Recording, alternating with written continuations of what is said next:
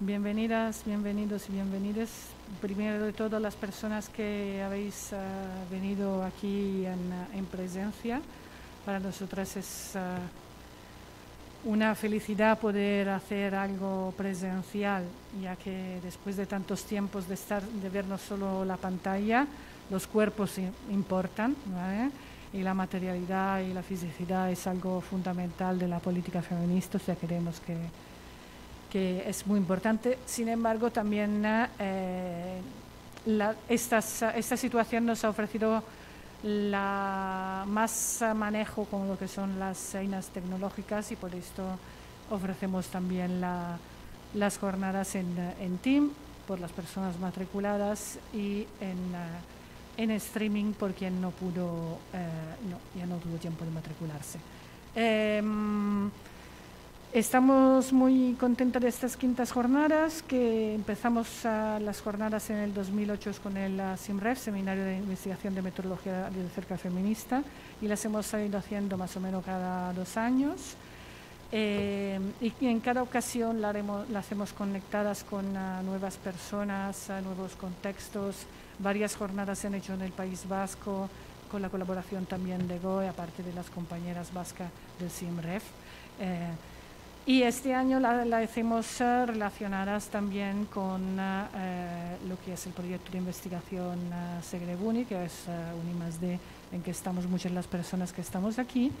Y hemos tenido la suerte que tenemos que agradecer de que la Escuela de Sociología de la Facultad de Economía y Empresa de la UB nos cediera estas fantásticas aulas para poder hacerla aquí con vosotras. Entonces, aunque aquí parece que estamos unas cuantas, hay mucha más gente que está por detrás y que ha hecho posibles estas jornadas, y entonces mis grandísimos agradecimientos van a todas ellas. Algunas las habéis visto en la mesa o ir por aquí por allá, otras están ahí arriba controlando qué pasa en streaming y en las varias versiones. Las iréis viendo y sus nombres irán apareciendo y al final las llamaremos todas arriba, pero de momento simplemente muchísimas gracias. Estoy aquí, doy la palabra, no estoy acostumbrada a los micrófonos, doy la palabra a Jordi Bonet, que es profesor de la UB y que es gracias a él que hemos tenido el contacto con la escuela para tener este espacio. Y luego vamos a empezar, pues, después de la salud institucional. Bien, muchas gracias, Bárbara, y no solo por darnos la palabra, sino también porque si hay alguien también a quien agradecer que estas jornadas tiren adelante, es por Bárbara Villa, que ha sido un poco quien ha impulsado desde el principio, desde 2008, en las diferentes ediciones, estas jornadas en el marco de los proyectos en que hemos tenido la oportunidad y honor de compartir, ¿no? En este sentido, quería también agradecer a la Facultad de Economía y Empresa y a la School of Sociology el hecho de que nos hayan brindado este magnífico espacio del que disponemos para hacer las jornadas, al Ministerio de la Igualdad y al Instituto de las Mujeres, que es quien nos ha financiado la celebración de las mismas, y también a las distintas universidades, entidades, asociaciones, movimientos sociales que de una manera u otra están participando y haciendo posible que éstas salgan adelante. En principio, por mi parte, solo repetir lo que ha dicho Bárbara. Estas jornadas estaban previstas para que las hiciéramos el año pasado, no pudo ser por la razón del confinamiento, las hemos tenido que retrasar este año. Habríamos podido hacerlas virtuales, pero preferimos tener un espacio de encuentro porque creemos que era importante podernos vernos las caras, podernos también pues sentir, ¿no?, unos y otras juntas en este espacio de coproducción de pensamiento, de generación de conocimiento desde el punto de vista feminista. Diros que actualmente hay 303 personas que están inscritas en estas jornadas, de las cuales cerca de 209 se inscribieron para participar virtualmente, y alrededor de unas 90 nos han dicho que a lo largo de estos días van a participar presencialmente, cosa que como comité organizador pues nos hace muy contentos. Y sin más dilaciones, quiero pasar la palabra a Nuria Rodríguez, que es profesora del Departamento de Sociología, vicedecana de Relaciones Externas, Compromiso Social y estudiantes de la Facultad de Economía y Empresa y presidenta de la Comisión de Igualdad de esta misma facultad, que nos da la bienvenida en nombre de la facultad y a quien agradecemos la buena disposición de todo el equipo de GANAL por hacer estas jornadas posibles. Muchas gracias, Jordi. Bueno, primero de todo, buenas tardes. Como han dicho los compañeros, realmente estamos muy contentos de volver a lo físico, que se puedan hacer estas jornadas, aunque sean un modelo mixto, y que lleguen al mayor público posible. Me gustaría agradecer la invitación, sobre todo para esta participación inicial de las jornadas, en representación de la facultad y del decano de la facultad, Ramón Alemán, y del equipo de Canal. Consideramos desde el equipo de Canal que son necesarias jornadas de carácter internacional y por lo que veo no es el primer año, es decir, quiere decir que hay una tradición, lleváis 5 años o 5 sesiones trabajando. Esto es muy importante para el avance de la investigación de carácter feminista, y sobre todo lo que me pone también muy contenta es que no solamente es una única universidad, sino que hay centros, hay otras universidades que participan en este proyecto que tiene larga trayectoria. Como presidenta de la Comisión de Igualdad de la Facultad y miembro de la Unidad de Igualdad, deciros que los temas que tratáis son muy relevantes. Asimismo, soy representante de la Universidad de Barcelona en la LERU, que es la Liga de Investigación de Universidades Europeas, donde los temas que tratáis también están puestos en la agenda de trabajo de las distintas universidades que participamos. En este momento, para informaros de los trabajos de la LERU, el primero de los subgrupos de trabajo es el de la carrera académica y el impacto de la inserción laboral, que son temas que vosotros vais a trabajar, si no en talleres, en las conferencias. Otro de los temas que trabaja esta liga y que la Universidad de Barcelona hace un énfasis muy importante, porque además tenemos el protocolo de acoso contra la violencia y que además en este momento, desde hace 2 años, y que en este momento se está procediendo a su revisión. Otro de los temas clave en todas las universidades europeas es el tema de los planes de igualdad entre las diferentes universidades, y que en el caso de la Universidad de Barcelona se aprobó el año pasado en el mes de octubre y que se está trabajando en cada uno de los ejes que se proponen en el plan. Y otro de los ejes no menos importantes de los anteriores es el que va en la línea del papel de la interseccionalidad a la hora de haber diferencias o discriminaciones. En la jornada que hoy se inicia es muy relevante la forma que habéis diseñado la jornada. Primero porque hay ponencias de excelentes profesores, pero creo que la parte más rica es la parte de los talleres, donde hay una discusión y un avance en los distintos temas que están trabajando los diferentes investigadores. Para mí, creo que es relevante, no solo como vicedecana, sino como me ha presentado el compañero Jordi como socióloga, la investigación es esencial y no podemos avanzar en el proceso docente si no tenemos investigación que se haga visible. Para mí estas jornadas os van a servir un punto de reflexión, una puesta en común de temas que estéis trabajando. A veces es difícil conocer toda la investigación del departamento y qué es lo que está haciendo cada uno, y permitir jornadas como las de hoy en las que nos paramos y reflexionamos sobre lo que vamos a hacer es esencial, y sobre todo porque es un avance a la visibilidad, que es uno de los temas clave en los objetivos de desarrollo sostenible, en los temas de igualdad, es decir, que sean visibles todos los temas relacionados con las mujeres. Sin más dilación, les cedo la palabra a la ponente que tenéis. Vale, bueno, son cosas del directo. Supongo que es para que lleguemos a más gente y sea de una manera más directa. Muchísimas gracias al equipo técnico, que cuando trabajamos en modelo mixto no solo cuenta la presencialidad, sino tener un equipo que realmente te dé soporte para que se puedan realizar todas este tipo de actividades. Y me vais a disculpar voy a dejaros trabajar a todos vosotros. Seguro que voy a tener información a través de Jordi, de Bárbara, de las informaciones que saquéis después. Muchísimas gracias a todos los que estáis presentes y los que estáis en la red. Gracias. Muchísimas gracias, Nuria. Ha sido un placer. Disculpar también que tenemos algunos inconvenientes técnicos, por lo tanto nos tenemos que pasar el móvil para que se nos oiga, ¿vale? A través de las redes. ¿Querías decir algo, Jordi? Y muchas gracias a Jordi Bonet. Antes, yo soy fatal, como veis, con las formalidades, ¿no?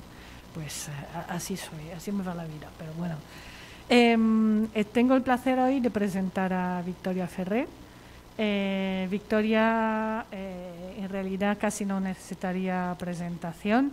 Es una feminista que desde hace muchos años trabaja en las universidades de las Islas Baleares sobre el tema de las violencias de género, y habíamos ido coincidiendo como a veces, encontrándonos y así, y pensé que era una espléndida ocasión que pudiera venir para abrir estas jornadas. Es catedrática investigadora en estudio de las mujeres, feministas y de género, y bueno, tiene muchísimas publicaciones. Ya veréis, en la página web tenemos un mini currículum suyo, como de todas las ponentes, entonces no nos vamos a extender mucho con esto, pero online podéis encontrar un montón de sus artículos, y esto sí que os lo recomiendo, ¿vale? Y hoy en día nos va a presentar su ponencia, que se llama El espejismo de la igualdad de género en las investigaciones. Muchas gracias de nuevo a todas y seguimos. Adelante, Victoria. Pues lo primero de todo, como no puede ser de otra manera, darle las gracias. Perdonad, esto de no ver absolutamente nada de cerca es un problema, porque las gafas me funcionan muy bien a corta distancia, pero luego os veo borrosos y borrosas y tampoco es eso.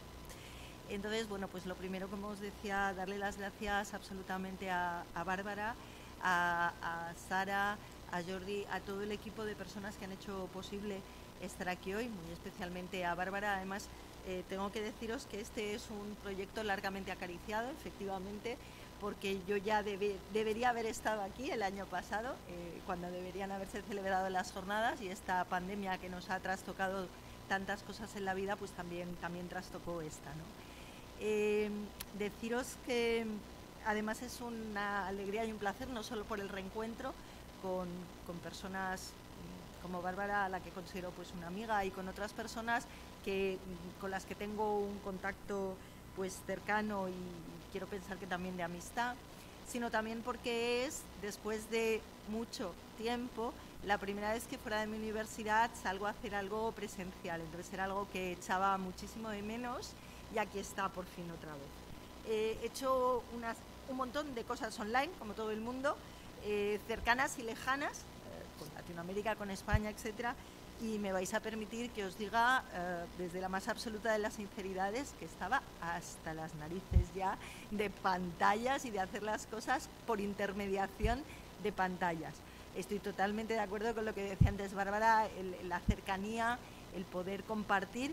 Por supuesto, encantada de que haya muchas personas, y entiendo, esto me lo dicen mis compañeras más jóvenes todos los días, y yo lo asumo y trato de llevarlo lo mejor que pueda. Me dicen, Vicky, Victoria, esto ha venido para quedarse, y lo de los ordenadores, llévalo bien, porque ha venido para quedarse. Yo lo entiendo, pero bueno, que donde esté la cercanía, pues eso. Esto nos permite pues que muchas personas que quizá hoy, por 1000 motivos, no puedan estar, personales, laborales, etcétera, pues puedan ver esto en otros momentos, pero aún así creo que a la cercanía y al directo, pues pocas cosas le superan. Y dicho eso, bueno, ahí tenéis el título de la presentación que yo os voy a hacer en un segundo. El espejismo de la igualdad de género en las investigaciones, luego hablaré sobre eso. Solo deciros que tenéis también en la parte de abajo dos cosas que quiero resaltar.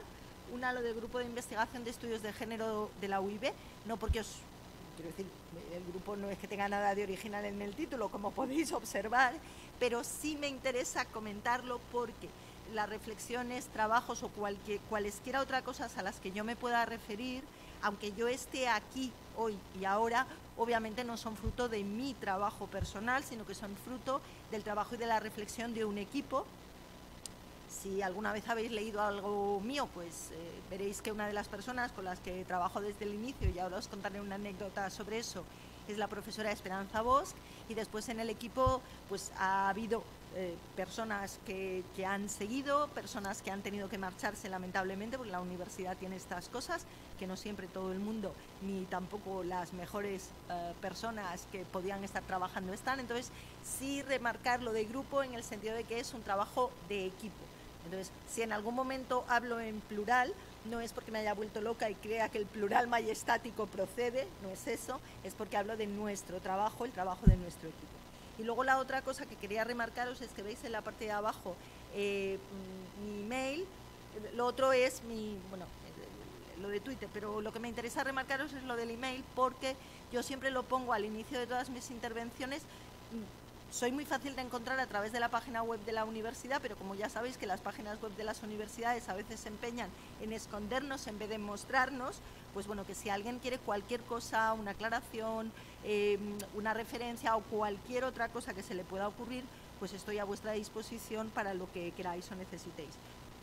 Si además queréis venir a vernos a la Universidad de las Islas Baleares, y cabéis, porque os dejan los guiris que hay por allí en este momento, seréis todos bienvenidos y bienvenidas, porque además tengo la suerte de vivir en un lugar muy hermoso, pero en fin, que en cualquier caso por email estoy a vuestra disposición.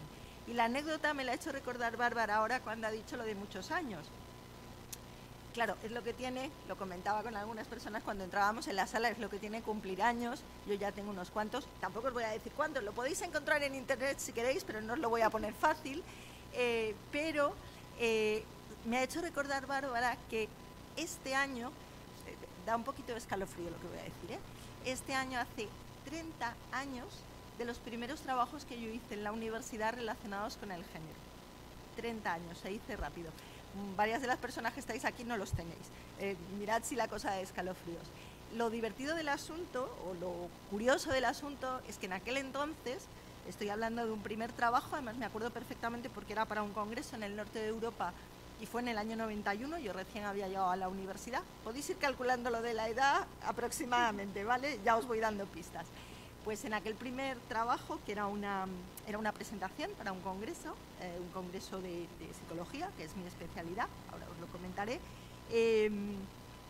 ni siquiera teníamos la conciencia de que algo llamado psicología de género existía como tal, y fuimos descubriéndolo poco a poco al mismo tiempo que íbamos avanzando en formarnos nosotras mismas.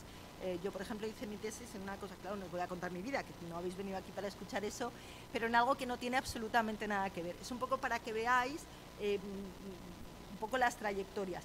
Eso no quiere decir, obviamente, que en aquel momento no hubiera ya en la Universidad Española personas trabajando en estos temas, que las había. Si alguna vez tenéis curiosidad histórica por saber cómo empezó esto en vuestras universidades, yo os recomiendo encarecidamente un libro, en realidad son 2 volúmenes, que se llama El Libro Blanco de los Estudios de las Mujeres en la Universidad Española. Es un libro que editaron un buen grupo, entre otras, pues Pilar Ballarín, en fin, otras, Maite Gallego, etcétera, profesoras, todas ellas muy queridas y la mayoría de las cuales ya están jubiladas. Fue un proyecto de investigación financiado allá por el año 92-93 por el Instituto de la Mujer, por el que ahora se llama Instituto de las Mujeres y que financia también este acto, y fue un trabajo de investigación arduo. Pensad que ellas hicieron ese trabajo de investigación en un tiempo en que lo de Internet era algo que veíamos en las películas, entonces tuvieron que hacer un trabajo de buceo, enviar cuestionarios a las universidades, etcétera, y con todo ese trabajo hicieron un recopilatorio de qué era lo que se había hecho hasta ese momento en las universidades españolas relacionado con lo que luego se ha llamado los estudios de las mujeres de género y feministas. Entonces, bueno, ahí podríais tener pues una primera aproximación casi de la arqueología de todo esto en el ámbito de vuestro, porque es multidisciplinar, entonces, bueno, pues en psicología, que es el mío, o en cualesquiera que sean los vuestros. Es un texto, ya os digo, que cuando no como curiosidad histórica, pues tiene su punto. Os he dicho ya que yo soy de psicología, específicamente yo soy profesora de psicología social. Entonces, algunas de las cosas que yo os las contaré desde la psicología y desde mi experiencia. En algunas otras mi experiencia es un pelín más amplia por las circunstancias que ahora os voy a ir comentando, ¿de acuerdo?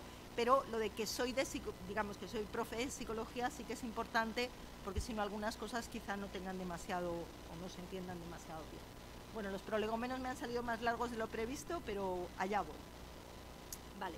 Todo el mundo, absolutamente todo el mundo, sabréis lo que es un espejismo. Lo que está ahí obviamente no es nada más allá de la definición que tiene el diccionario de la Real Academia de la Lengua Española sobre lo que es el espejismo. En este caso me interesa especialmente la segunda de las acepciones, y la foto esa la he sacado en internet. Estuve tentada a coger alguna foto de mi propio álbum, porque alguna he visto, pero no hace falta irse tan lejos. Esa es la típica foto de los espejismos que vemos siempre en los desiertos, pero no hace falta irse tan lejos para ver un espejismo. En cualquier carretera de cualquier ciudad donde hace calor, como es el caso de Mallorca, y donde además bueno, pues hay mucha humedad, en cualquier carretera en verano, si ves algo así, no es tan bonito porque no es con arena y rocas, sino es con el coche de delante, parece que la carretera sea de cristal.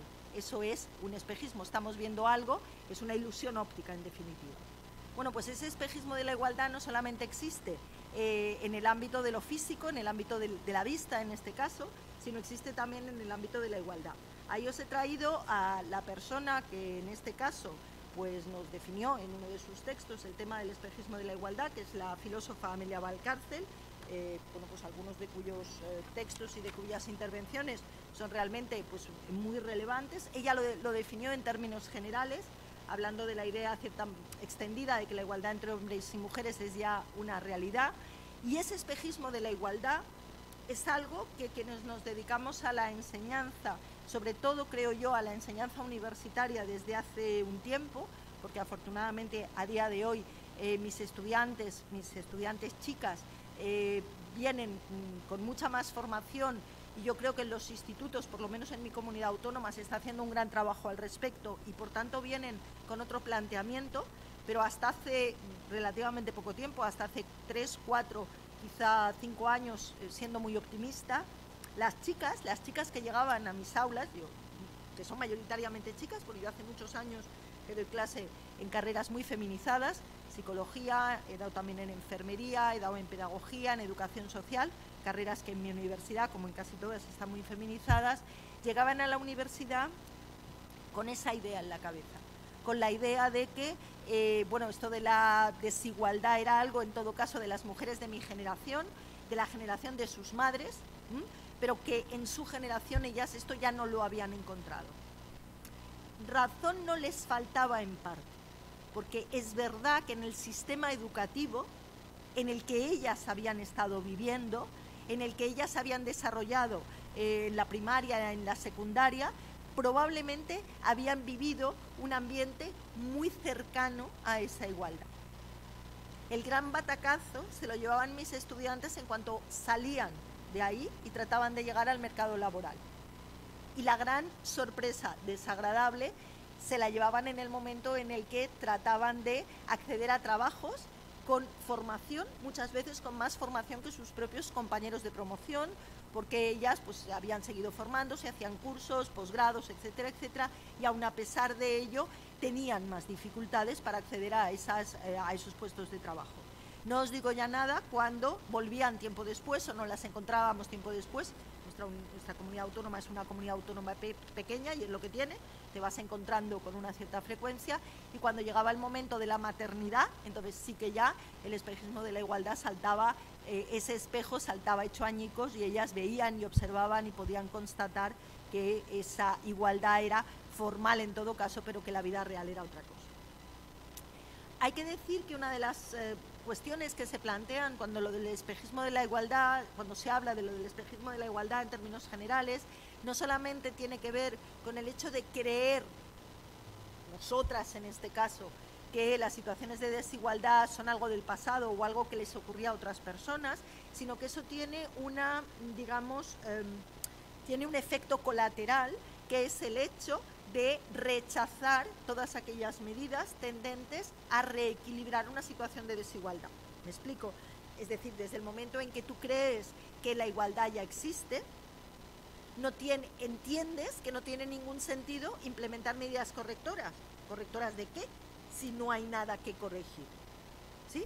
Vale, pues ese espejismo de la igualdad viene habitualmente acompañado por un rechazo o al menos por un cuestionamiento de las posibles medidas correctoras al respecto. Eso, por ejemplo, dentro de lo que sería mi ámbito, el ámbito de la psicología social, viene enmarcado en lo que se denomina el sexismo moderno.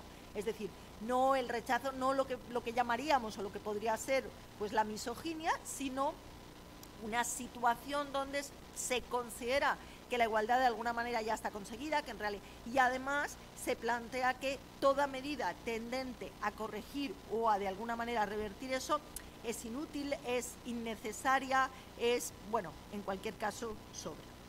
¿Sí? Bueno, la pregunta es, ¿y si vamos a la academia qué pasa? Bueno, pues como en tantas y tantas cosas, como el tema de la violencia, por ejemplo, que va a ser objeto de análisis y de detallada y minuciosa revisión a lo largo de estas jornadas, obviamente la academia no está en absoluto libre de los mismos pecados. Yo no soy una persona muy religiosa, pero bueno, en este caso creo que el término va muy bien y lo entendemos todos y todas muy bien. La academia no está libre de los mismos pecados que el resto de la sociedad.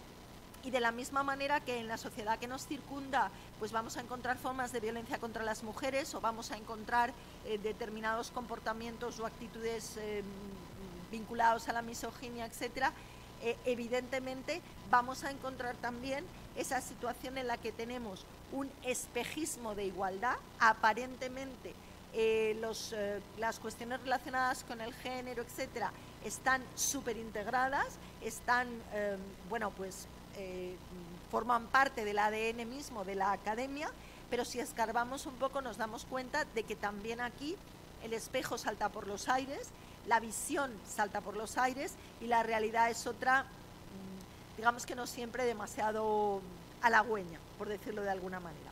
Yo os voy a contar, algunas cosas están en las transparencias, otras no, otras os las voy a contar solo de viva voz, porque como hay cosas que no sé si puedo, digamos, profundizar mucho en ellas, pues bueno, yo os las cuento de viva voz y aunque queden grabadas da igual, pero no están en los papeles. Yo ahí tenía como tres cositas, ¿no?, que os quería compartir, o tres ideas que os quería compartir. Una primera idea sería que hay una profusión de aportaciones científicas que incluyen el término género, artículos, congresos, etcétera. El tema de que es una idea, es un término, es una perspectiva que supuestamente abordan también las convocatorias competitivas como un elemento a valorar y a veces como un elemento central. Ahora os hablaré un poco sobre eso. Ahí tengo, bueno, limitada, pero alguna pequeñita experiencia que a lo mejor os puede interesar.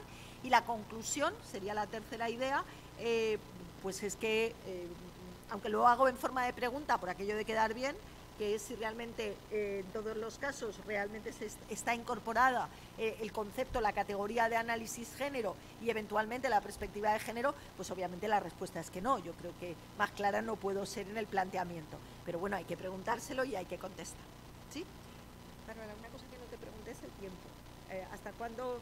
Lo digo porque yo tengo una capacidad de enrollarme infinita, entonces no quiero abusar de vuestra paciencia y sobre todo quiero dejar tiempo al final para que podamos compartir y para que podáis, y para que yo pueda aprender, porque de eso se trata.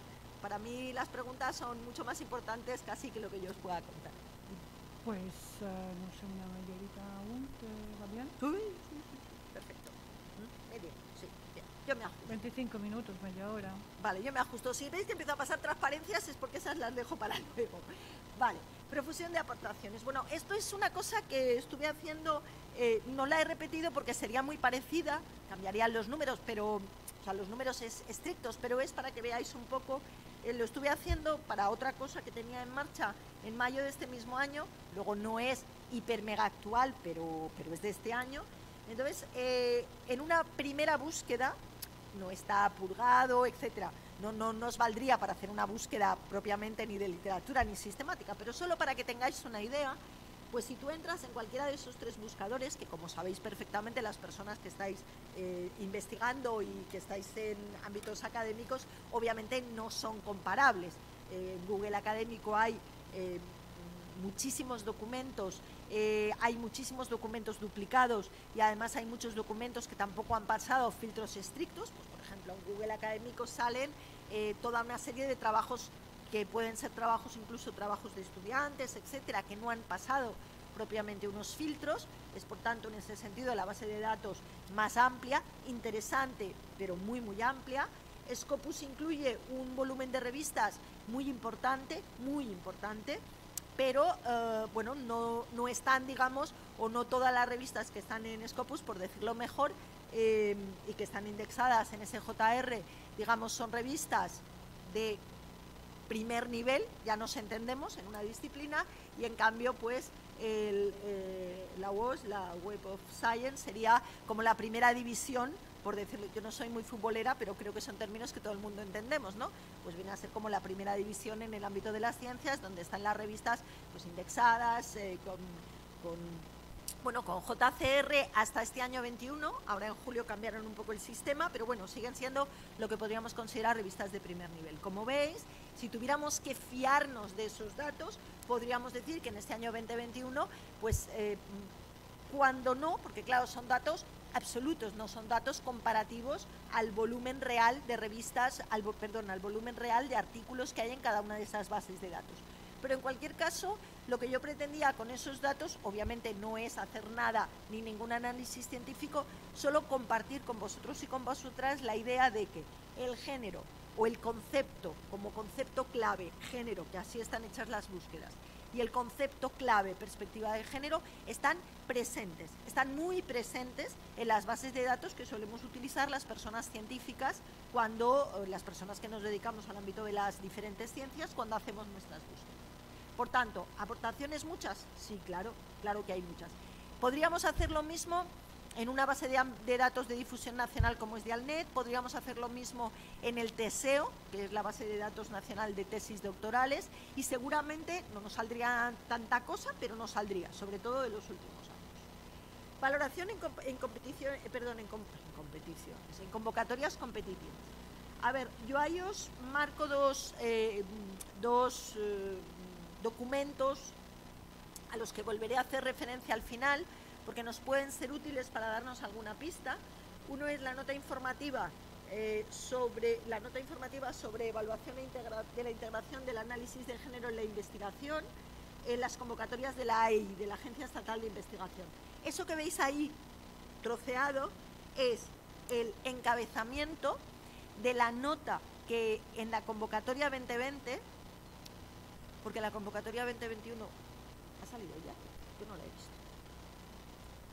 Yo no la he visto, la verdad es que no estaba atenta, estaba en otras cosas, pero la 2020 sí que la he visto y además me ha tocado mirarla muy de cerca, luego os explico por qué. En la convocatoria 2020 no solamente se dice en un parrafito del BOE que convoca los proyectos de investigación en concurrencia competitiva, es decir, que hace la convocatoria a la que después los investigadores e investigadoras presentamos nuestros proyectos para, en su caso, si son seleccionados, obtener financiación. No solo se dice en un parrafito, como se había hecho en otras ocasiones, se incorporará la perspectiva de género cuando proceda. En este caso se desarrolló en un documento un poquito más amplio. A ver, tampoco es pero bueno, es un documento un poquito más amplio. Entonces, lo que pretendo, luego os hablaré un poco más al respecto si os interesa, pero lo que pretendo mencionaros es que al menos esto se incorpora. Sí. Vale, perfecto. Pues la del 21 no me la he mirado todavía, me la tengo que estudiar. En la del 20 ya os digo, esto estaba y la idea es que, y eso es una idea que heredamos de las convocatorias a nivel europeo, a ver si lo explico bien. Hasta hace relativamente poco tiempo, yo creo que hasta hace aproximadamente unos 4 o 5 años, si tú presentabas un proyecto a una de estas convocatorias, podías o no incorporar la perspectiva de género, y si la incorporabas, estupendamente, ¿vale? Se hablaba, y en las últimas, en las más recientes, se hablaba de se procurará, se intentará, esto que se dice y acaba muchas veces en lo que mi abuela llamaba agua de borrajas, que no sé si conocéis la expresión, pero hace referencia, acababa en nada. Vale, recientemente lo que se hace es lo que en términos jurídicos sería algo así como invertir la carga de la prueba. Es decir, si no lo incorporas o si no incorporas esta perspectiva, tienes que justificar por qué no la incorporas, ¿vale? No puedes hacer lo que antes hacías de mirar para otro lado o de plantear tus proyectos como si esta perspectiva simplemente no existiera, sino que si decides que no lo incorporas, has de justificar suficientemente por qué no, lo cual implica de facto que en todos los casos se tiene que intervenir, se tiene que incluir, salvo que puedas justificar que no. ¿Sí? Esa sería la idea.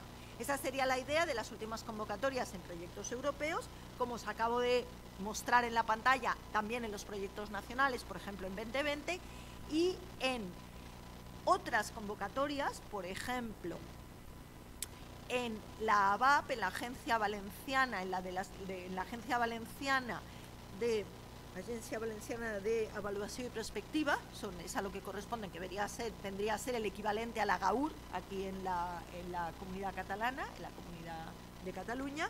En la ABAP lo que se hacía era un sistema un poquito distinto, que era que todos los proyectos eran evaluados, y una vez evaluados los proyectos, lo que se hacía era se otorgaba una puntuación suplementaria en aquellos casos en los que la perspectiva de género estuviera incorporada, y también había una puntuación suplementaria relacionada con la composición de los equipos.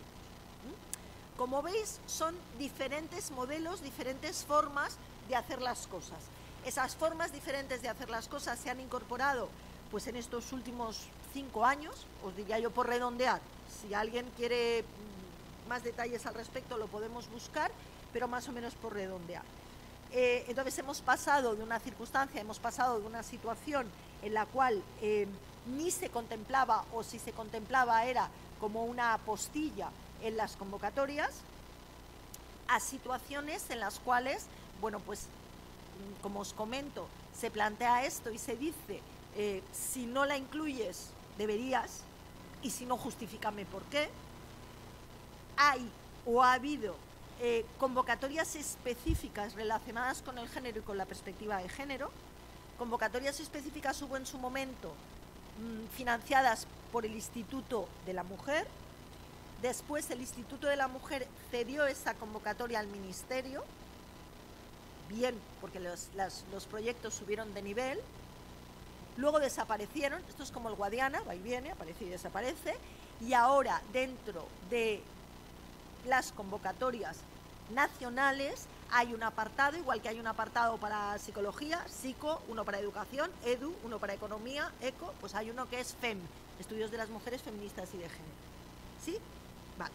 Dicho eso, perdonad el rollo, pero creo que es interesante que lo tengamos en la cabeza para un poco entender el mapa. ¿Qué os tengo que decir? Bueno, hay una cosa que está escrita ahí, que en todos estos casos realmente se incorpora el género y la perspectiva de género, y yo os digo, no se incorpora. Y os puedo decir más, porque además lo he visto de primera mano, porque me ha tocado estar ahí de diferentes formas, algunas de las cuales ya os digo, no lo he puesto en una transparencia porque no estoy segura hasta dónde puedo contar, esto es como, no sé hasta dónde puedo hacer un spoiler, ¿vale? Pero sí os puedo decir que es relativamente frecuente que en convocatorias de carácter general, incluso cuando en esas convocatorias de carácter general se plantea la necesidad, como en esta última de 2020, donde tuve la oportunidad de evaluar algunos proyectos, la perspectiva de género, ni siquiera la categoría género, estaba o se la esperaba. Con lo cual te preguntas cómo este proyecto ha llegado hasta mí. Claro, porque si eso se supone que es algo que debería de estar, y si no está, debería estar justificado, y ni una cosa ni la otra, yo, que soy el último eslabón de la cadena, o sea, una mera evaluadora, ¿cómo estoy evaluando este proyecto si no está cumpliendo una condición que formalmente es una condición de la convocatoria? Primera pregunta. O sea, ahí ya mis pelos así. Pero lo que ya me deja patidifusa es que en convocatorias específicas, o sea, en convocatorias FEM del Ministerio y en convocatorias específicas de la GAUR, y he visto de las dos, la perspectiva de género ni está ni se la espera. Eso sí que ya es el no va más. Pues dices, vamos a ver. Si no está y no tenías intención, ¿cómo lo presentas a este apartado y no a otro? Pues la respuesta es muy fácil. Porque se presupone que en este hay menos competencia. Yo soy de psicología, yo sé que en psicología hay mucha competencia, que de cada 10 proyectos que se presentan en psicología, pues igual se dan 2, pero alguien me ha contado, o yo he intuido que esto de la psicología feminista, esto debe ser una cosa más fácil, más sencilla. Y entonces, ¿dónde lo mando? ¡Pum! Y acaba aquí. ¿Vale? Bueno, pues eso ocurre. Y que eso, o sea, eso ocurre, y yo, un poco el comentario es, y no debería ocurrir. Me explico lo que quiero decir, o sea, debería de haber un filtro, y eso me lleva a preguntarme si realmente los filtros no tendríamos que ser un poquito, o no tendría que haber unos filtros un poquito más fuertes en ese sentido. Eso nos sitúa en otra dimensión del problema. Yo no os quiero aburrir, pero es una dimensión sobre la que os dejo ahí una reflexión y una perspectiva de futuro, y es, ¿todas las personas que estamos evaluando proyectos realmente tenemos la formación necesaria para hacer una evaluación de esos proyectos en ese ámbito? Y 2, si no hay gente suficientemente formada, rápido formaos y sed vosotros y vosotras quienes el día de mañana evaluéis esos proyectos. ¿Me explico? Me estoy refiriendo, por supuesto, gente en psicología hay formadísima. No, yo me estoy refiriendo a gente experta en el ámbito del género, experta en violencia, experta. A eso me estoy refiriendo, ¿vale? Esa es una discusión que cada vez que nos juntamos 3 que trabajamos en este tema, la acabamos teniendo. Ahí hay un problema añadido, no os quiero cansar o aburrir con eso, pero es el hecho de, bueno, como no hay un área específica de conocimiento, es complicado a veces encontrar o determinar quién tiene la experticia para hacer ese tipo de cosas. Pero bueno, yo os voy dejando ideas para la reflexión, que yo creo que son ideas que vale la pena que le demos una vuelta. Después, bueno, cuando obviamente, como supongo que conoceréis, porque es terminología europea, pues no está incorporada esa perspectiva, pues hablaremos de que estamos frente a investigaciones, proyectos, etcétera, que lo que son es ciegos al género. Es decir, el género, como os decía de una manera mucho más coloquial, pues ni está ni se le espera. El gender blindness o ceguera en género. Eso implica pues que esta categoría no se considera como una categoría significativa para abordar ese tipo de problemas de investigación, y esto, lógicamente, no es baladí. La ceguera de género no es algo que pasa y ya está. Esta ceguera de género tiene consecuencias relevantes, consecuencias muy importantes. Por ejemplo, pues no reconocer qué papel juegan los determinantes de género en ese problema, asumir incorrectamente que las diferencias que existen no son relevantes. Por ejemplo, eso puede ser un problema en mi ámbito, pues para la gente que trabaja temas como por ejemplo en psicología de la salud o temas relacionados con ciertos aspectos de la psicobiología, es decir, que tanto por un lado como por el otro pues pueden venirnos los problemas. Consecuencias, pues obviamente el mantenimiento y el predominio del pensamiento androcéntrico que viene predominando a lo largo de los últimos no siglos sino milenios, la invisibilización de lo que supone los problemas y las aportaciones de las mujeres y de lo femenino, la consideración del conocimiento como supuestamente neutral, como supuestamente universal, pues son consecuencias no menores de esta ceguera de género. Como son temas que imagino que conocéis, lo paso un poco por encima y vamos un poco a las alternativas. Cuando hablamos de las alternativas, a mí me encanta esa idea que leí hace mucho tiempo en un libro, yo creo que era de Marisa Stimson, de una feminista y creo que socióloga, pero no lo recuerdo bien, que decía que hacer estudios de las mujeres, decía ella en la terminología que utilizábamos en aquel momento, no es añádase mujer y agítese. Me recuerda mucho pues, a lo de los combinados y las películas, ¿no? A lo del martini famoso.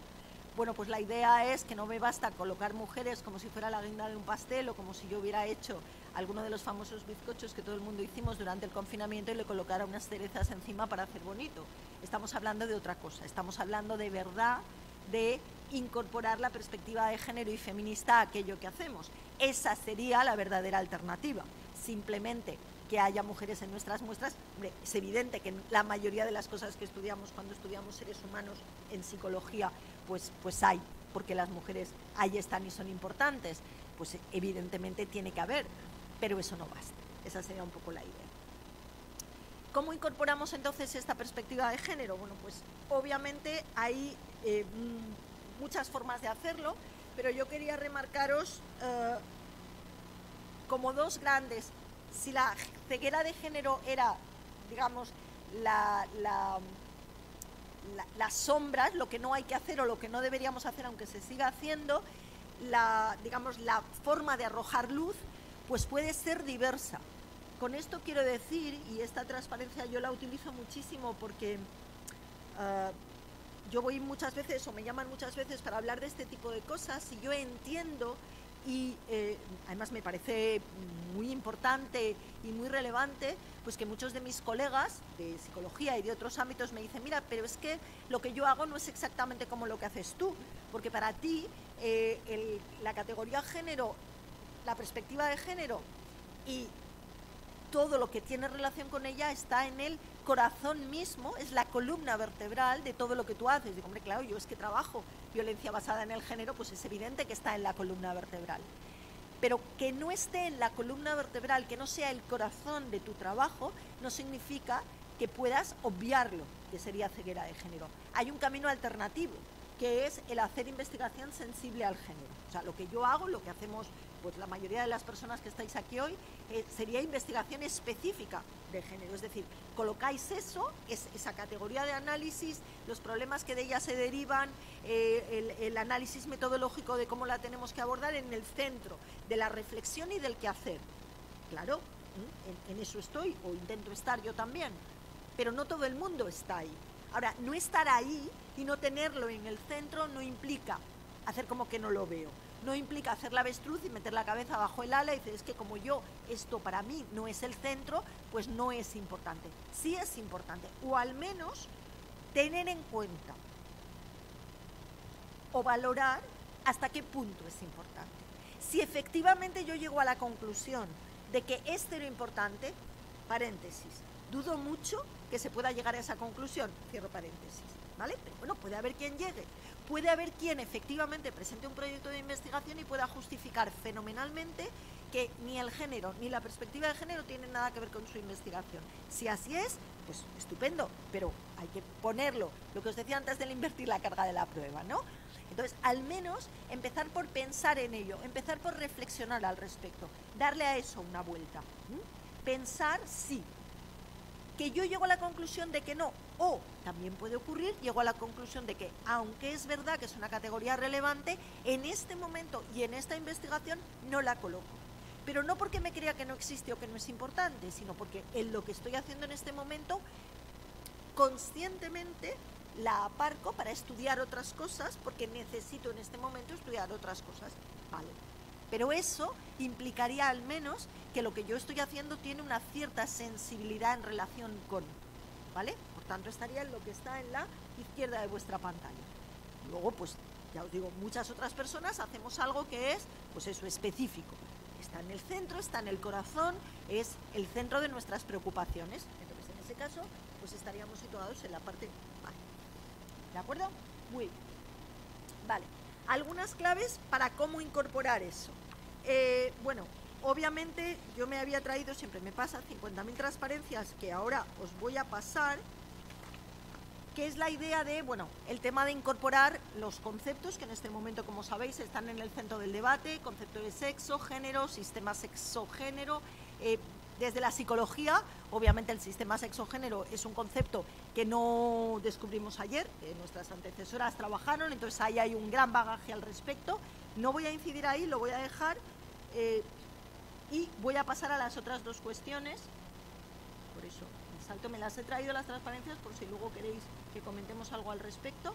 Vale, en cualquier caso, para evitar bueno, aparte de tomar la decisión sobre con qué vamos a trabajar, eso nos ayudará mucho uno de los talleres de mañana sobre el tema de cómo lo incorporamos a los cuestionarios, etcétera, que es el sexo, que es el género, por tanto lo dejo ahí, pero es muy importante también, y en cualquier caso, para evitar esa ceguera de género, visibilizar a las mujeres y a sus circunstancias, o sea, lo que decíamos antes, añadir mujeres no solo, pero es importante, y eso en algunos ámbitos ahora se está demostrando, ahora estamos viendo con una claridad meridiana. Yo creo que del COVID sacaremos, si somos capaces de hacer un análisis, muchos aprendizajes, pero uno tiene mucho que ver con esta cuestión, tiene mucho que ver con la necesidad de que los estudios incorporen mujeres. Esto nos vincula, está muy vinculado con el famoso tema de durante cuántos años se han hecho ensayos clínicos sobre medicamentos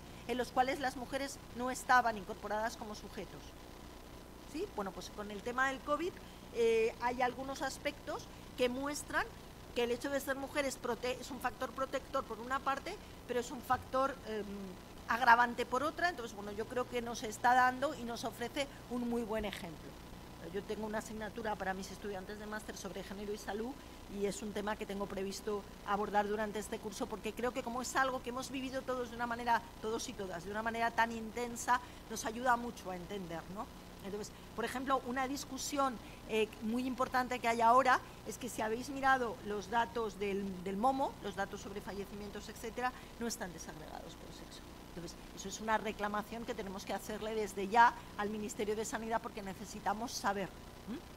Eso nos va a dar pistas de muchas cosas que intuimos, pero que necesitamos las pruebas. Vale, además de eso, considerar los efectos de los condicionantes de género. Si donde pone condicionantes de género queréis poner mandatos de género, pues mucho mejor, ¿vale?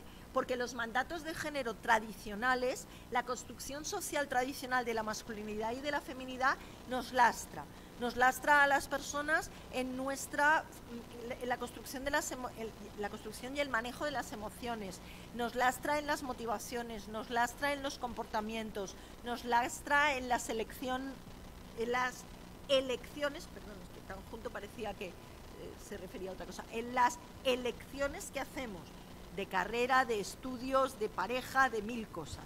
Entonces, eso es imprescindible. Y obviamente esos mandatos de género tradicionales que se articulan en el contexto de sociedades patriarcales tienen y llevan y generan que vivamos en situaciones en sociedades profundamente desiguales. Unas más que otras, pero todas, desde el norte hasta el sur, este y oeste, desiguales para los hombres y para las mujeres, o desiguales o con brechas de género, podríamos decir, por resumirlo, ¿vale? Y eso tiene unos efectos sobre nuestras vidas y obviamente son unos efectos que van a aparecer reflejados a la que intentemos estudiar o analizar casi cualquier problema en el que haya pues, personas o entornos sociales implicados. Y por supuesto considerar los efectos de la diversidad, considerar la interseccionalidad, porque todo lo anterior no podemos contemplarlo en el vacío.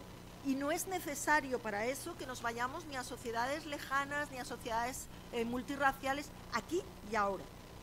La interseccionalidad es algo que tenemos que incorporar. Vuelvo otra vez al ejemplo que os planteaba antes, pues trabajando temas de salud es algo que es obvio y evidente. No es solamente el sexo, no es solamente el género, es la clase social, es el nivel de estudios, es el barrio donde vives. Hace muy poquito ha salido un estudio que hablaba sobre las diferencias entre barrios, el gap que se produce en cuanto a recursos económicos. Pues los recursos económicos redundan en salud y todo eso acaba haciendo pues una absoluta bola que además se retroalimenta, con lo cual es otro de los elementos que tenemos que considerar, ¿sí? Y una última cosa, pero no menos importante, es decir, no solamente tenemos que considerar sexo, género, sistema sexo-género, no solamente tenemos que añadir mujeres, los condicionantes de los mandatos de género y la interseccionalidad, sino no tenemos que perder en ningún momento de vista qué estamos haciendo y para qué lo estamos haciendo. Eso es precisamente lo que marca la diferencia entre quienes dicen que trabajan en perspectiva de género y quienes trabajan o intentamos trabajar en perspectiva de género y feminista, que trabajamos para la transformación social. En realidad, para la transformación y el desmontaje de esta sociedad patriarcal que nos tiene donde nos tiene. Lo que pasa es que eso a veces en el entorno de la academia como que lo dulcificamos un poco porque, en fin, se nos pega un poco, ¿no?, lo del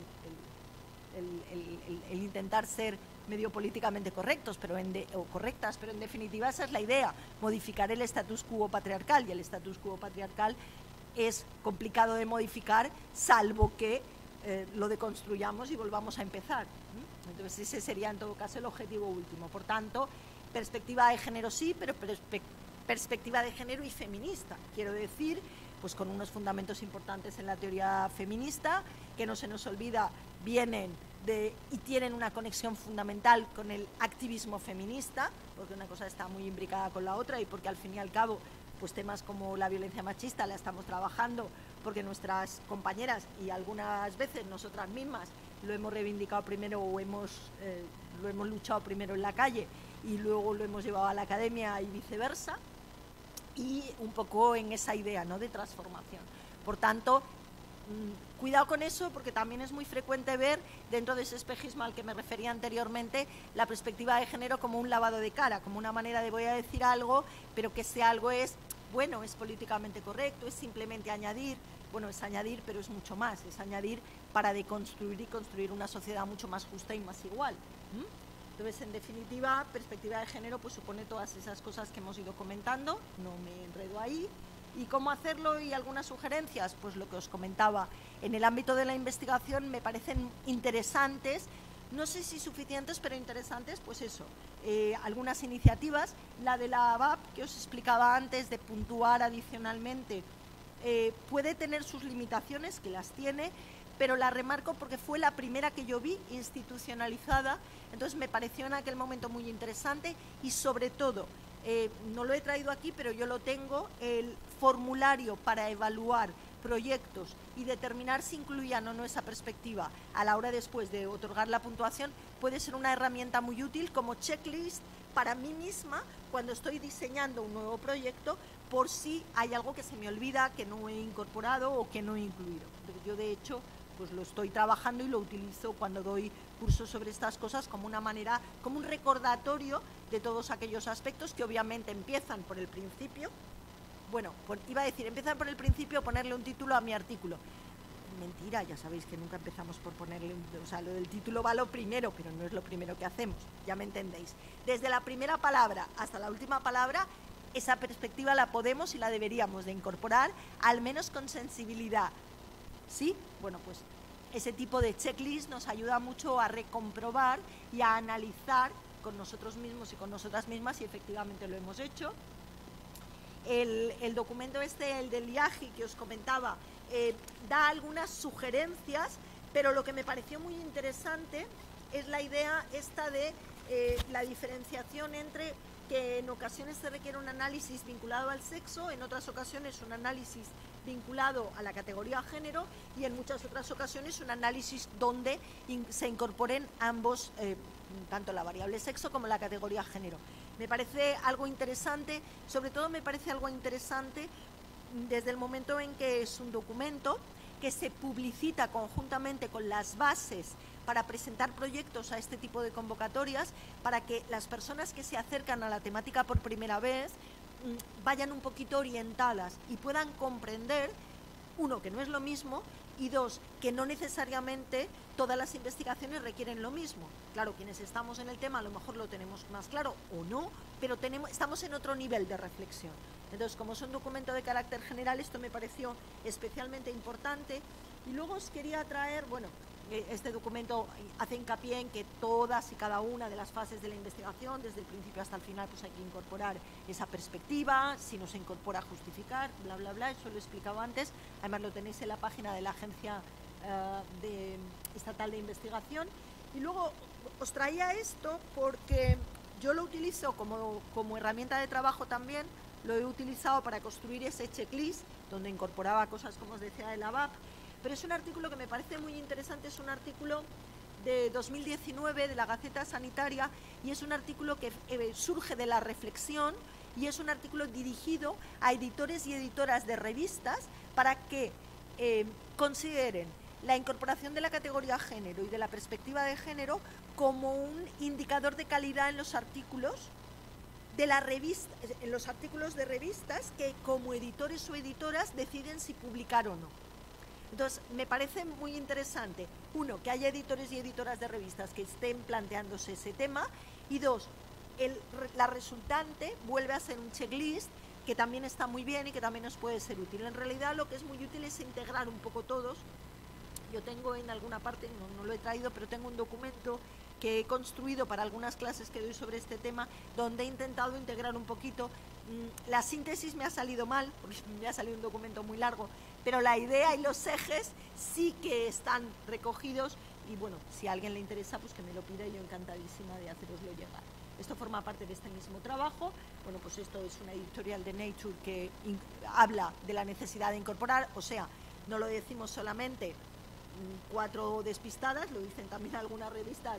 Esta transparencia siempre la pongo porque la gente de ciencias, cuando hablo de las llamadas ciencias duras, cuando hablo de estas cosas me mira como diciendo, a mí qué me cuentas, si esto conmigo no tiene nada que ver. Pues mira, sí tiene que ver. Entonces viene muy bien. Bueno, y esto es una página de recursos que os puede resultar interesante, y esta otra. Son 2 páginas con recursos, son sobre todo en nuestro caso la gente que estamos más cercanas al ámbito de salud y de psicología de la salud, pero bueno, como ideas, pues también ahí hay algunas ideas interesantes.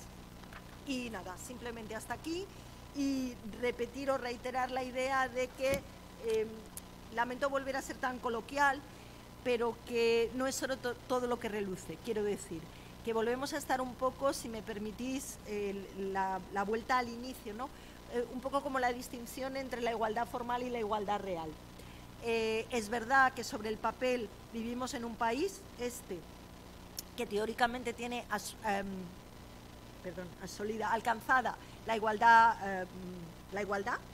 pero esa igualdad está alcanzada en todo caso en el ámbito de lo formal, está alcanzada en todo caso en el ámbito al menos de las leyes que están escritas. Otra cosa distinta es la aplicación de las mismas, y eso nos lleva a que la igualdad real, la de facto, la que está en la vida cotidiana, la que está ahí fuera en la calle, pero también en muchos entornos, incluso judiciales, médicos, etcétera, no es ni mucho menos tan igualdad. Pues con esto pasa un poco lo mismo. El género teóricamente está presente y teóricamente está perfectamente incardinado en la investigación. La perspectiva de género está supuestamente muy integrada ya en lo que serían los fundamentos mismos de la financiación de la investigación en este país, que para quienes nos dedicamos a ciertos ámbitos de investigación es lo fundamental, porque es prácticamente nuestra única fuente de ingresos. Otra cosa distinta es la gente que hace pues farmacia o hace otro tipo de cosas, pero cuando hurgas un poquito, cuando analizas un poquito más a fondo, pues te das cuenta de que nos queda un camino por recorrer. Y yo creo que ahí lo que es importante y lo que es fundamental es que sobre todo las personas jóvenes, las personas que estáis iniciando vuestras carreras universitarias y por supuesto también vuestras carreras doctorales, empujéis con toda la fuerza que tengáis y no os dé miedo derrumbar lo que haga falta, porque es muy necesario. Muchas gracias.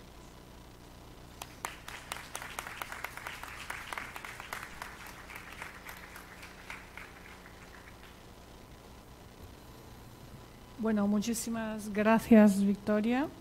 A mí me han venido muchísimas ideas y reflexiones alrededor de tus ponencias. Yo no sé, pero si antes de hablar yo me gustaría que hablara un poco más gente que está por aquí. Tenemos 3 opciones.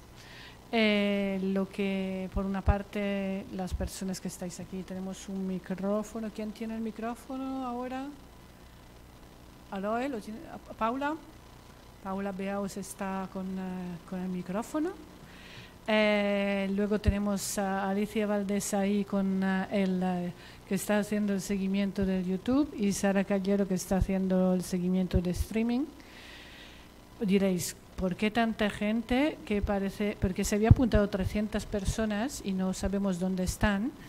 porque la verdad no las vemos, ¿vale? Pero 300 personas. Hemos cerrado las matrículas de las virtuales 3 días después de haber abierto, porque se ha apuntado un montón de gente, pero esto, los espejismos parece que están en muchos lados, ¿no? ¿Alguien quiere comentar algo? ¿Qué pasa? No funciona el micro, vale. Bueno, si alguien quiere preguntar algo, puede, de mientras están arreglando algo y por ahí, pero de todas maneras podemos pasaros a algún micrófono de estos. Ah, vale.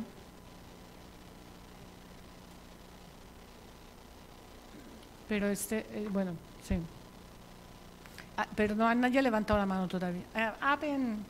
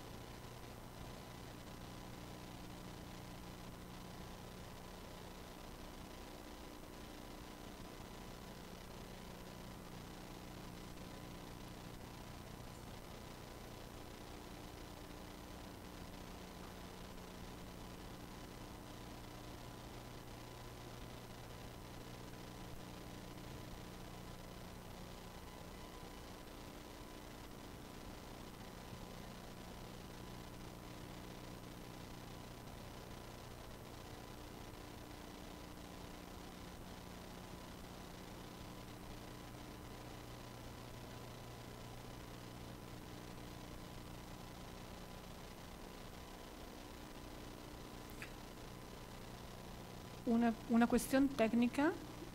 ¿Habéis oído lo que ha preguntado Apen? Las personas de atrás, ¿sí? Jordi, acércate. Vale.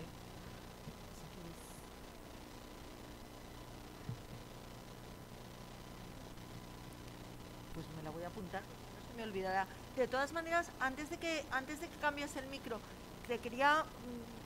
o sea, creo haber entendido lo que me preguntabas, pero lo último, lo de la contradicción, no entendía a qué te referías. ¿Contradicción en lo que yo decía o contradicción en la situación? No, en la situación.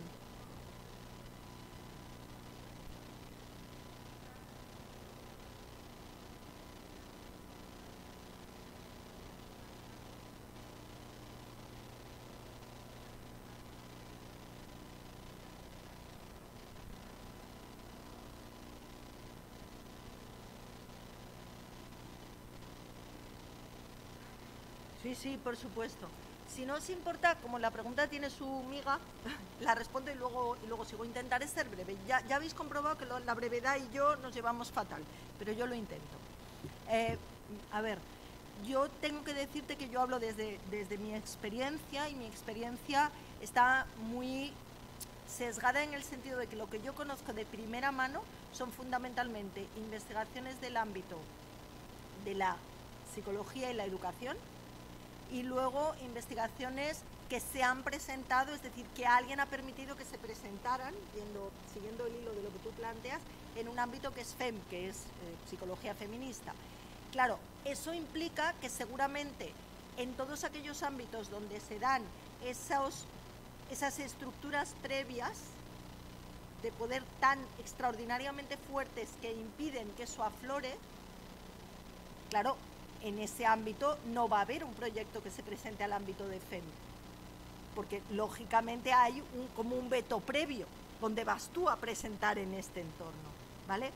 A mí me consta, y supongo que todo el mundo conocemos, y hay sobre todo, yo diría que ciertos ámbitos de conocimiento y también ciertas universidades. Yo siempre digo que uno de mis privilegios, aparte de vivir en un sitio precioso, es que trabajo en una universidad pequeña y joven.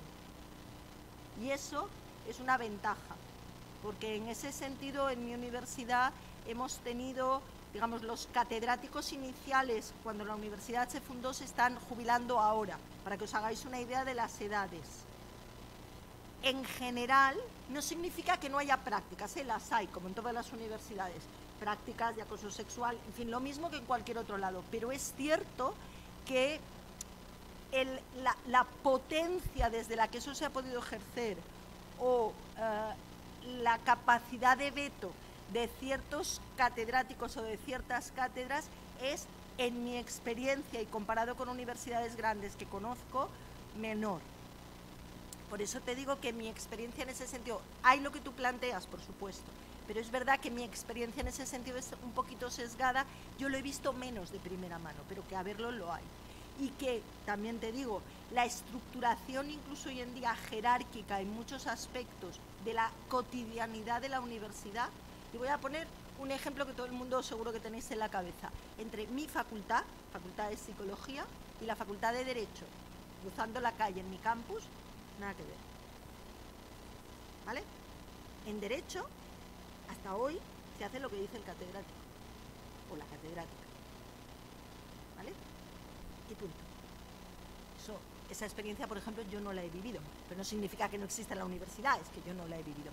Me consta que ha habido cátedros y que ha habido personas y que ha habido entornos en psicología donde ha pasado, pero no lo he vivido en primera persona, por eso a lo mejor no lo he tenido tan presente. No sé si con eso... Si queréis, seguimos con las demás preguntas. ¿Os importaría acercaros y así no tenemos que...? Tenemos dos preguntas. Es por el tema del micrófono. Sí, es por el tema del micrófono. Esperamos mañana resolverlo. Marta, si quieres también venir, que así hacemos las dos preguntas. Bueno, aportaciones. No tienen por qué ser preguntas. Ningún problema.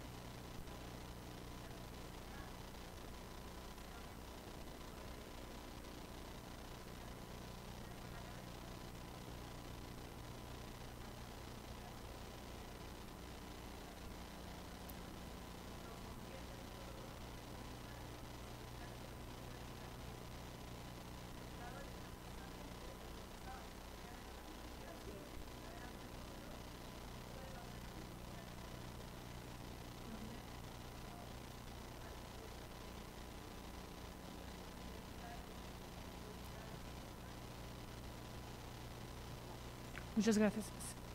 Si quieres, recogemos un poquito más. ¿Cómo te llamas? Connie. Muchas gracias, Connie. Bueno. Con la mascarilla no reconozco a nadie. Marta, si quieres.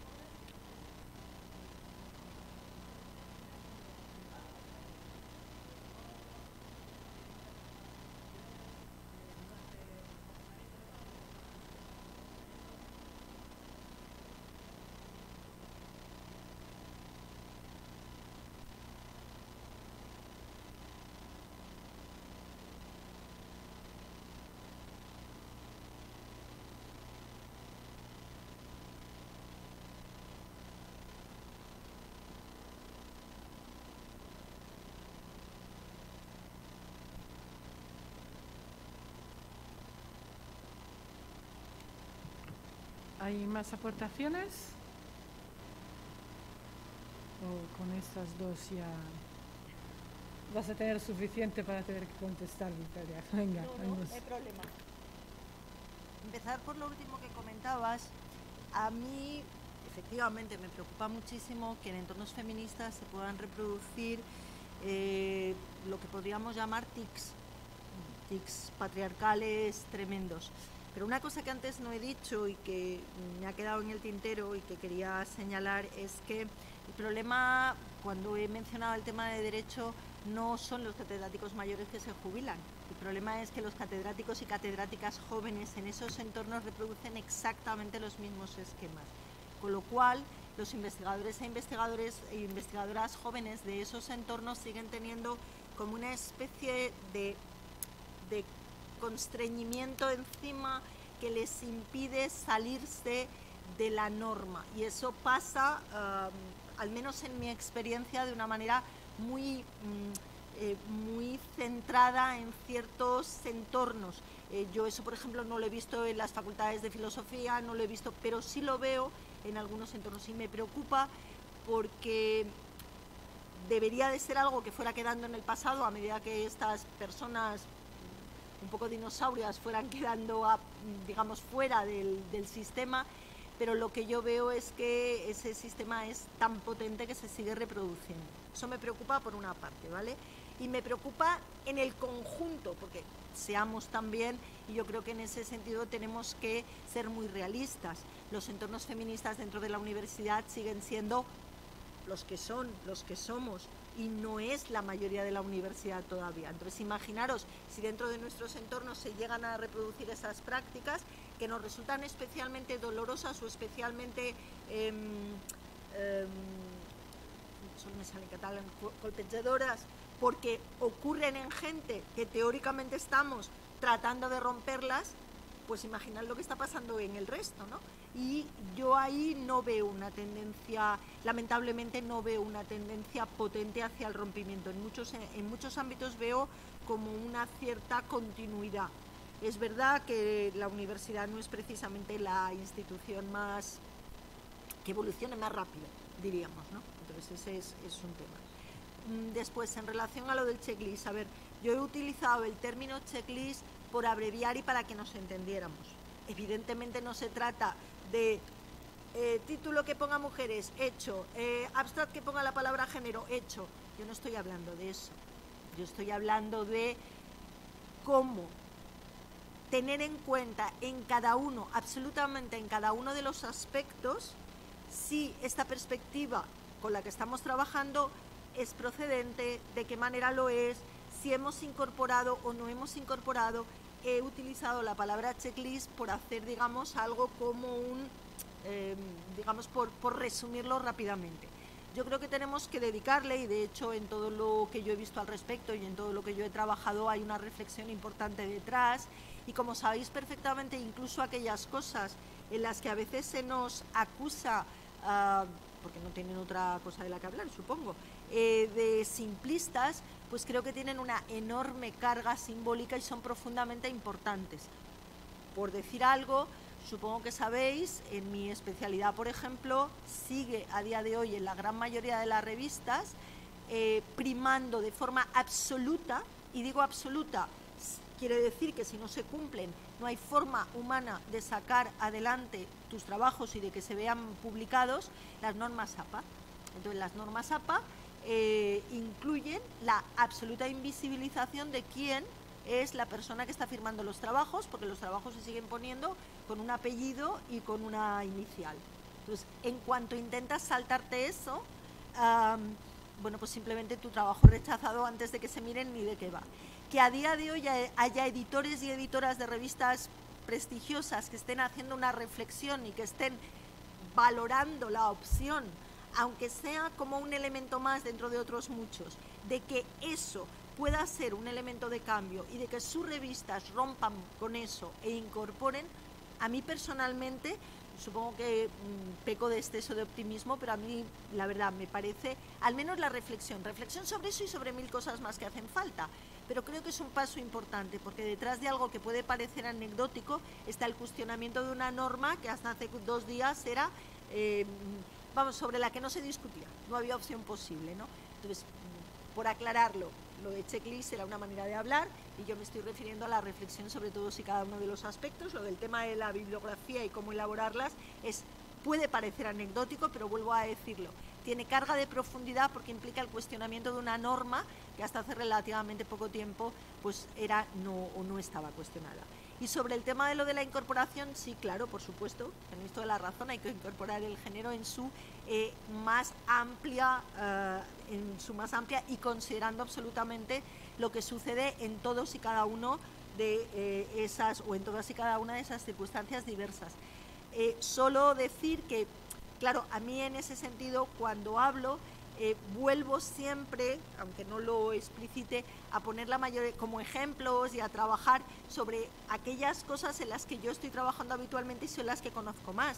Eso no lo he dicho al principio, pero para las personas que no lo sabéis, que no tenéis por qué saberlo, yo trabajo en violencia contra las mujeres, que en este momento, como sabéis, más allá de la discusión sobre la denominación, pues puede ser violencia contra las mujeres, en la ley catalana creo que es violencias machistas y en otras denominaciones pues es violencia contra las mujeres basada en el género.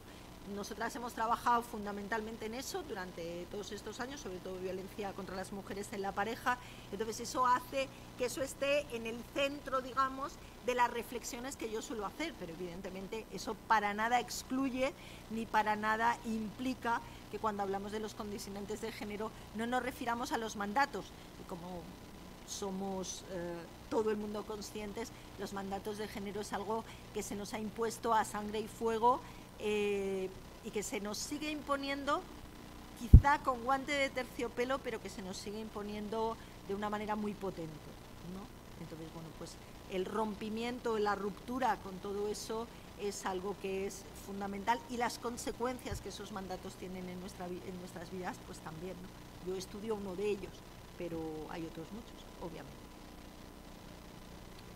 Muchas gracias, Victoria. ¿Hay alguna aportación más? A ver, a mí me parece súper interesante todos estos elementos que habéis preguntado. A veces parece que corremos un poco en un círculo, ¿no? Que volvemos a lo mismo, en el sentido que cada vez que superamos un obstáculo, este obstáculo nos viene detrás y nos empieza a pegar por detrás, ¿no?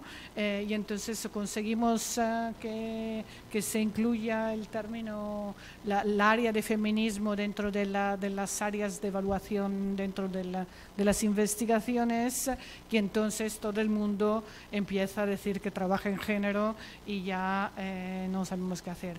Conseguimos que se hable de que los equipos no pueden ser completamente llenos de sujetos masculinizados o mejor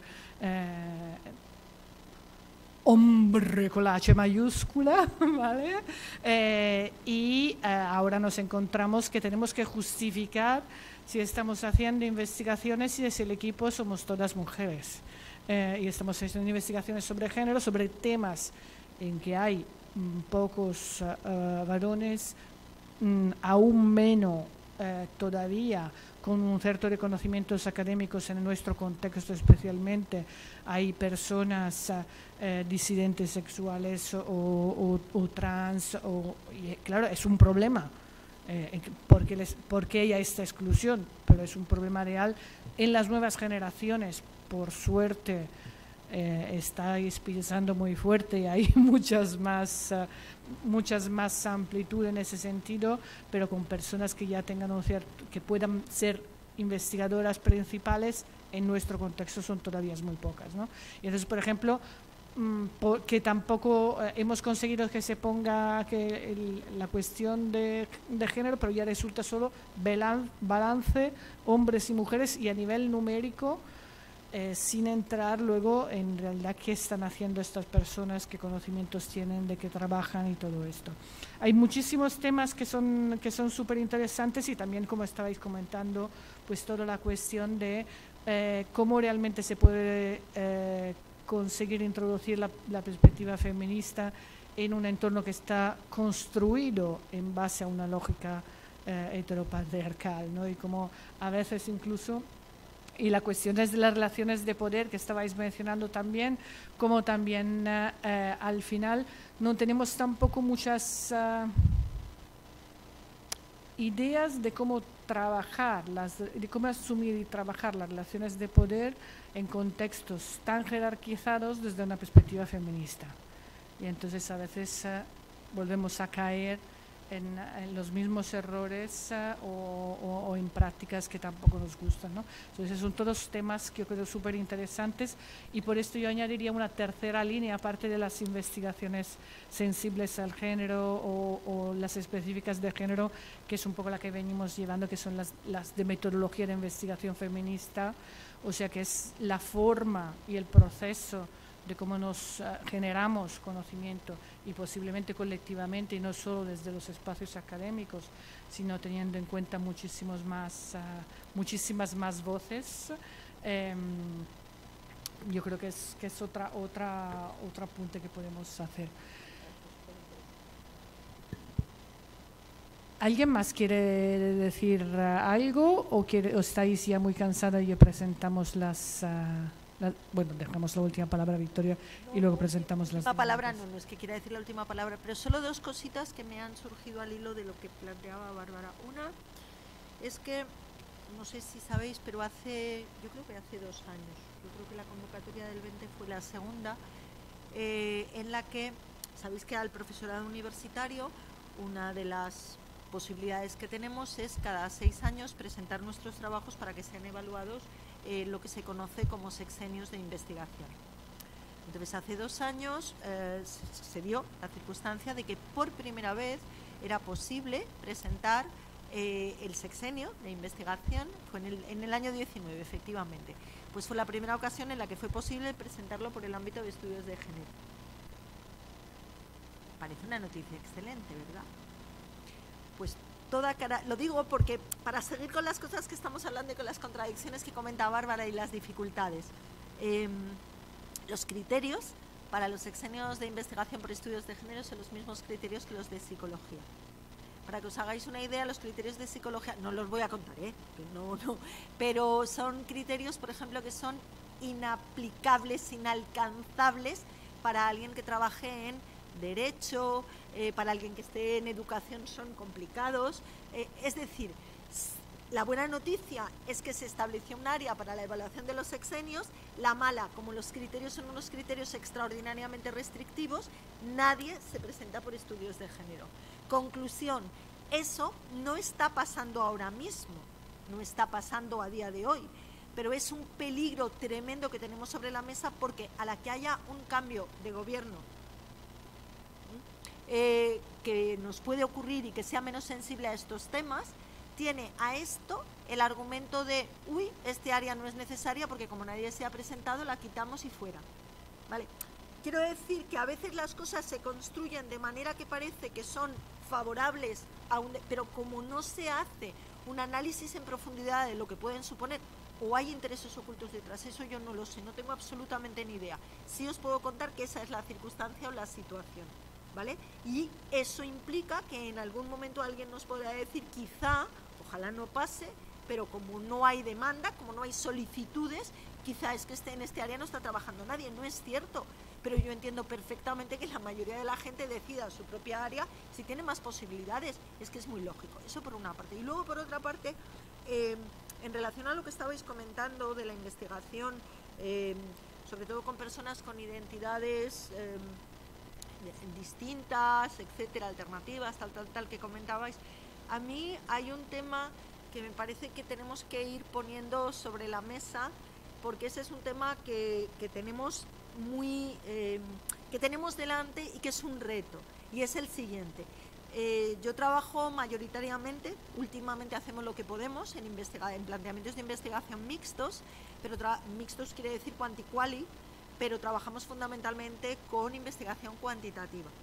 Y eso implica que una de las cuestiones muy complicadas con las que nos encontramos es que para que nuestros trabajos puedan tener un cierto recorrido necesitamos muestras extraordinariamente amplias, lo cual en este caso en concreto, dada las limitaciones per se, quiero decir, pero es que nos pasa con otras muchas cosas, no solo en esto. Ese es un problema serio, ese es un problema importante, no solo en este tema, también en otros. Quiero decir, yo os pongo un ejemplo porque a lo mejor no me estoy explicando con suficiente claridad. En algunos temas, en algunas investigaciones que se están haciendo con, por ejemplo, mujeres que han vivido situaciones de maltrato, tenemos muchas dificultades para que esas investigaciones, en las que por definición la población con la que podemos trabajar es, paréntesis, afortunadamente pequeña, o menos mal que es pequeña, que no es muy grande. Claro, una de las limitaciones que tenemos es que ese tipo de trabajos no siempre son aceptados, no siempre pueden tener el recorrido que deberían, porque precisamente estamos trabajando en quanti con muestras pequeñas. Ese es un reto, y ese reto es mucho más importante de lo que pueda parecer, porque ha ocurrido, y ya nos ha ocurrido en el pasado, y todavía padecemos las consecuencias de eso, que muchas investigaciones de carácter cuantitativo que se han hecho con grandes muestras, pero con cuestionarios no adecuados, pero que son cuantitativas y en ese sentido estadísticamente muy potentes, han tenido mucho mayor recorrido que investigaciones de carácter cualitativo o hechas con poblaciones pequeñas. Eso, que puede parecer algo circunstancial o que nos atañe poco o que es poco importante, es súper relevante, porque en determinados contextos académicos se ha llegado a la conclusión, a partir de esas grandes investigaciones con grandes tamaños de muestra, que la violencia no es contra las mujeres, sino que es bidireccional. Y estamos pagando, y vamos a pagar muy gravemente las consecuencias de eso durante mucho tiempo. Lo digo porque es algo a lo que tenemos que dar vueltas y necesitamos encontrar soluciones metodológicas potentes que nos lleven a estar en todos los escenarios, no solo en algunos, en todos. Entonces, bueno, solo es una reflexión que os dejo ahí, pero es una cosa que nos tiene muy, muy preocupadas, porque además es cada día que nos estamos encontrando rechazos por esos temas. Bueno, si queréis seguimos discutiendo al respecto, no os quiero cansar. Muchísimas gracias, Victoria.